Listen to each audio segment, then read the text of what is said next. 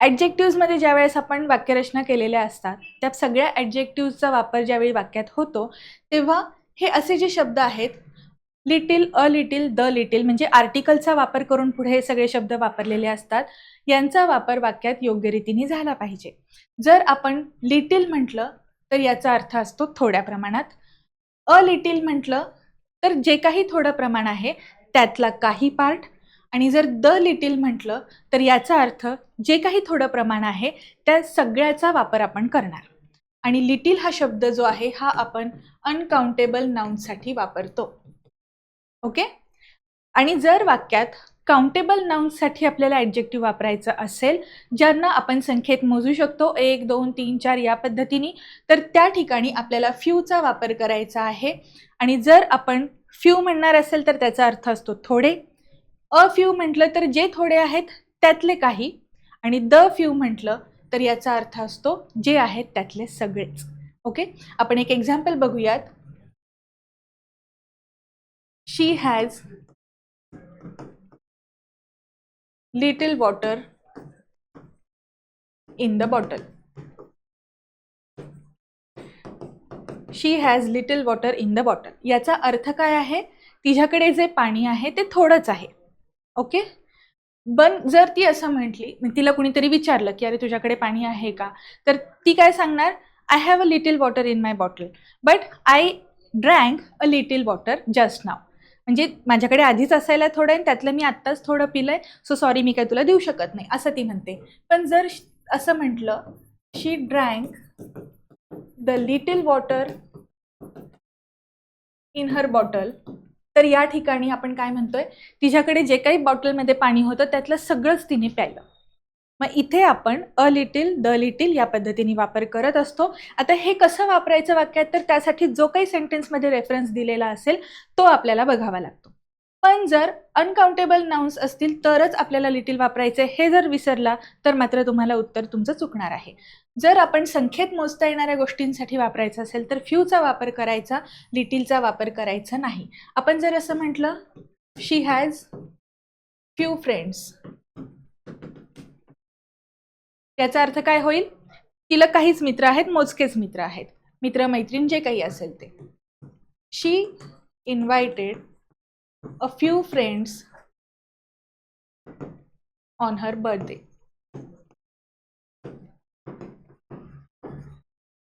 She invited a few friends on her birthday या वाक्याचा अर्थ काय आहे?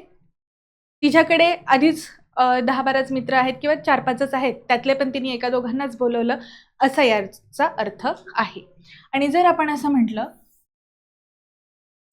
शी लॉस्ट द फ्यू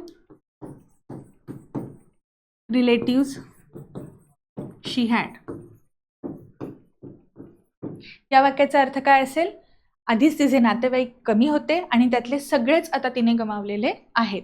म्हणजे ज्यावेळेस आपण कमी मधल्या सुद्धा सगळ्या प्रमाणाचा वापर करून रेफर करून वाक्य वापरणार असेल तर फ्यू वापरायचं, फ्यू काउंटेबलसाठी आणि लिटिल अनकाउंटेबलसाठी.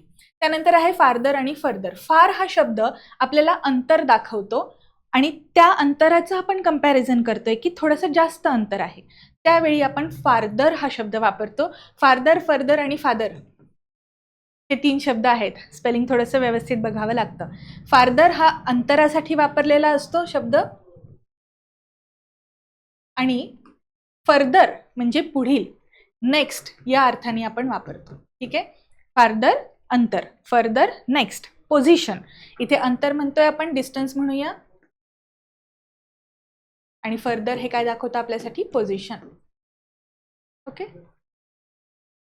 त्यानंतर सम आणि एनी. सम हा शब्द आपण अनकाउंटेबलसाठी वापरतो. ओके. आणि जर आपल्याला रिक्वेस्ट करायची असेल तरीही तिथे आपण समचा वापर करतो. एनी हा शब्द आपण 2 पद्धतीने वापरतो. एक तर आपण तो इंटरोगेटिव्ह फॉर्ममध्ये वापरतो. इंटरोगेटिव्ह फॉर्म म्हणजे क्वेश्चन विचारण्यासाठी, आणि नकारार्थी. आता नकारार्थी म्हणजे negative sentence. I have no friends, या वाक्याऐवजी करेक्ट सेंटेन्स कसं करता येईल? I don't have any friends. Okay, इथे तुम्ही बघितलं तर नो शब्द निगेटिव्हिटी दाखवतो म्हणून त्या वाक्यामध्ये एनी आलं पाहिजे. Do you have any pen, do you have anything असं आपण म्हणतो. क्वेश्चन विचारला की एनी वापरायचं. पण जर आपण रिक्वेस्ट करणार असेल तर आपण रिक्वेस्टसाठी समचा वापर करू शकतो, हे लक्षात ठेवा. नेक्स्ट, लेटर आणि लॅटर. आता लेट, लेटर, लेटर असा शब्द आहे.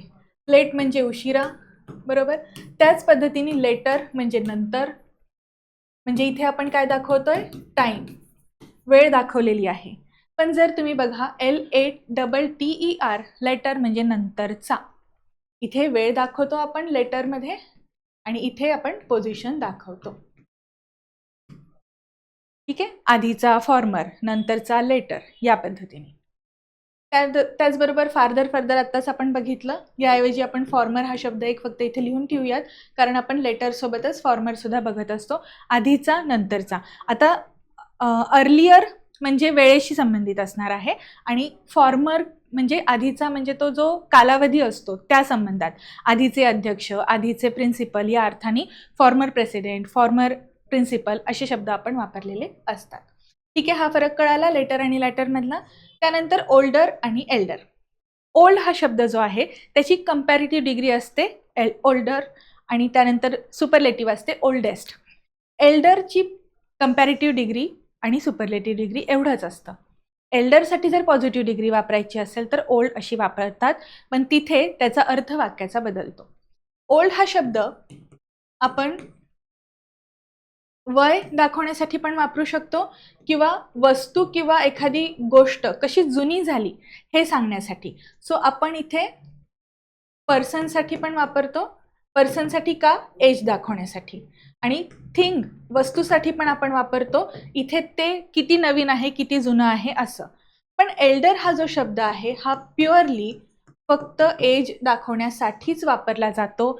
एल्डर सोबत वस्तूंचं कंपॅरिझन करायचं नाही. फक्त वयातलं अंतर सांगत असताना एल्डरचा आणि एल्डेस्टचा वापर होतो, इतर वेळी तो वापरायचा नाही. ओके, आणि सगळ्यात महत्त्वाची गोष्ट, हे खूप इम्पॉर्टंट आहे, ब्लड रिलेशनमध्ये कंपॅरिझन करायचं नाही ओल्ड शब्द वापरून. आणि जर एल्डर शब्द वापरला तर इथे क्लिअरली ब्लड रिलेशनमध्ये आपलं कंपॅरिझन असणार आहे. जे काही वयातलं अंतर आपण सांगतोय ते आयदर सिबलिंग्समध्ये असेल, कझन्समध्ये असेल, कारण ते सगळे ब्लड रिलेशनमध्ये येतात. आपण जे नातेसंबंध रिझनिंगमध्ये तुम्ही वाचता त्यात तुम्हाला माहिती आहेत कोणती कोणती नाती आहेत, तर तिथे एल्डरचं आणि एल्डेस्टचं कंपॅरिझन होऊ शकतं. ओल्डर वस्तूसाठी पण वापरतात, व्यक्तीसाठी पण वापरतात. व्यक्तींसाठी वापरलं तर ते एका नातेसंबंधातले नसतात. ठीक आहे, आता लेटेस्ट आणि लास्ट हे आपण बघूया. आता लेटेस्ट हे जे आहे ना, लेट, लेटर, लेटेस्ट असं असतं. आणि त्याचबरोबर हा जो लेटर आहे LATTER वाला, यात लेटर आणि लास्ट असं पॉझिटिव्ह कंपॅरेटिव्ह सुपरलेटिव्ह असं असतं. ठीक आहे, हे आपण इथे पोझिशन सांगतोय म्हणून. लेटेस्ट आणि लास्ट, लेटेस्ट म्हणजे नवीन, नुकताच आलेला, आणि त्याचबरोबर लास्ट म्हणजे शेवटचा. कधी कधी शेवटचा न म्हणता सुद्धा आपण लास्ट शब्द वापरलेला असतो. म्हणजे आता मागे जो झालं ते, म्हणजे आपण म्हणतो ना, आपण आपल्या लास्ट लेक्चरमध्ये हे बघितलं, ते शेवटचं नव्हतं पण ते ह्याच्या आधीचं होतं, असं म्हणत असताना सुद्धा लास्टचा वापर होतो. सो आय होप तुम्हाला यातला फरक समजला असेल. आता आपण ह्याच्यावरचे क्वेश्चन सोडवूयात. कुठे एरर आहे, नसेल तर नाही हे आपलं आन्सर असू शकतं. आपण सुरुवात करतोय. Little common sense can bring success to you. यात करेक्शन काय करणं गरजेचं आहे का?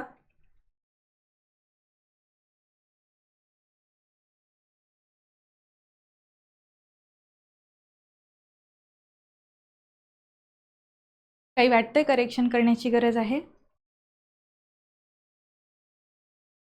बरं, आता कसं असतं, लिटिल अनकाउंटेबलसाठी वापरतो आपण बघितलं, पण एखादी निगेटिव्ह गोष्ट सांगायची असेल, जे चुका दाखवायच्या असतील, तर तिथे लिटिल न वापरता अ लिटिल वापरावं लागतं. A little common sense can bring success to you. म्हणजे तुझ्याकडे ह्या गोष्टीची कमतरता आहे, तुला ती अजून वाढवून घ्यावी लागेल, थोडीशी वाढव, असं आपण सांगतोय. सो नुसतं लिटिल न वापरता अ लिटिल वापरावं लागेल. Next question, little knowledge is a dangerous thing. यात काय करेक्शन करावं लागेल?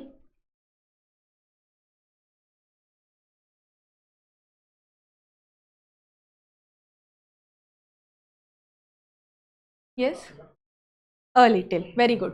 A little knowledge is dangerous thing. असं आता आहे ना, तुम्ही कधी गाण्याची क्लास वगैरे करायला गेला तर ती लोक म्हणतात, तुला आधी जर काही येत असेल ना तर मी नाही शिकवणार. एकतर तुला काहीच येऊ नको देऊ, किंवा मग येत असेल तर मग फक्त माझ्याकडे येऊ नको, असं म्हणतात. कोरीपाटी, लोकांना कोरीपाटी लागते.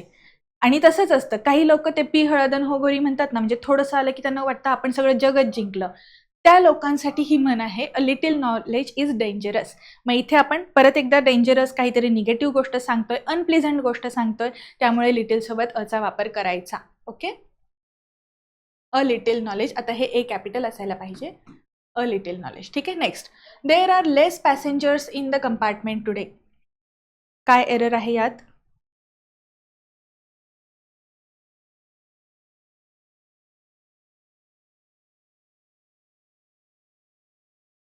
सांगू शकता का? येस, लेस ऐवजी काय पाहिजे? फ्यू. पॅसेंजर्स आपण मोजू शकतो ना, एक पॅसेंजर, दोन पॅसेंजर, सो काउंटेबल थिंग्ससाठी फ्यू वापरायचं. Next, I have no any money in my pocket.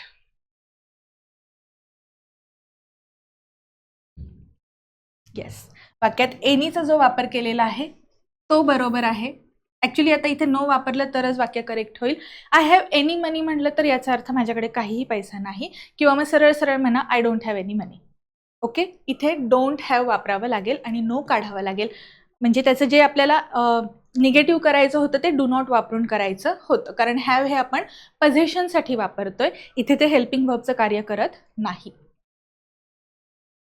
Next question आहे, Moradabad is further from Delhi than Meerut.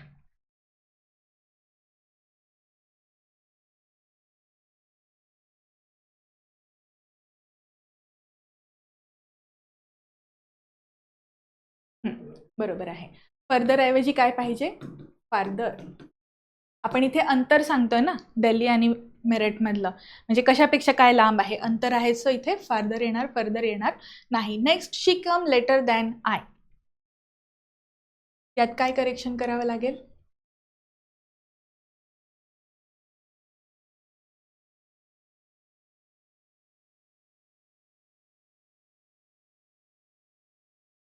या सेंटेन्समध्ये आपण इथे लेटर हे नंतरचा या अर्थाने वापरलं. आपल्याला काय सांगायचे, ती माझ्या नंतर आली. आपण वेळेशी रिलेटेड गोष्ट सांगतोय. LATTER ऐवजी LATER लेटर म्हणावं लागेल. ती माझ्या नंतर आली. आता उद्या आपण हा रूल बघणारच आहे.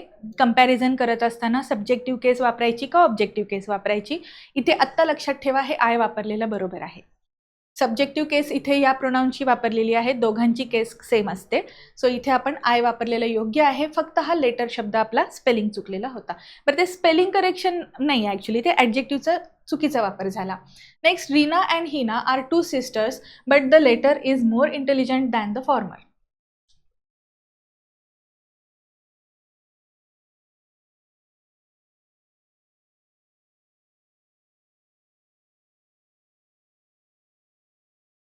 या सेंटेन्समध्ये काय करेक्शन करावं लागेल आपल्याला? हां, या लेटर ऐवजी आपल्याला काय वापरायचंय? लॅटर. लेटर असाच उच्चार करावा लागतो. रीना आणि हिना दोघींमध्ये कंपॅरिझन झालेलं आहे. ह्यातली आता मला तुम्ही सांगा, इंटेलिजंट कोण आहे? हु इज मोर इंटेलिजंट, रीना का हिना? हिना, कारण नंतरची, आणि फॉर्मर म्हणजे आधीची. आता मगाशी मी सांगितलं की फॉर्मर म्हणजे जे पास्टमध्ये होऊन गेले तसंच, पण ह्या वाक्यामध्ये ह्या पोझिशनमध्ये दाखवलेलं आहे, सो आपण लेटर हा शब्द पोझिशनसाठी वापरतो.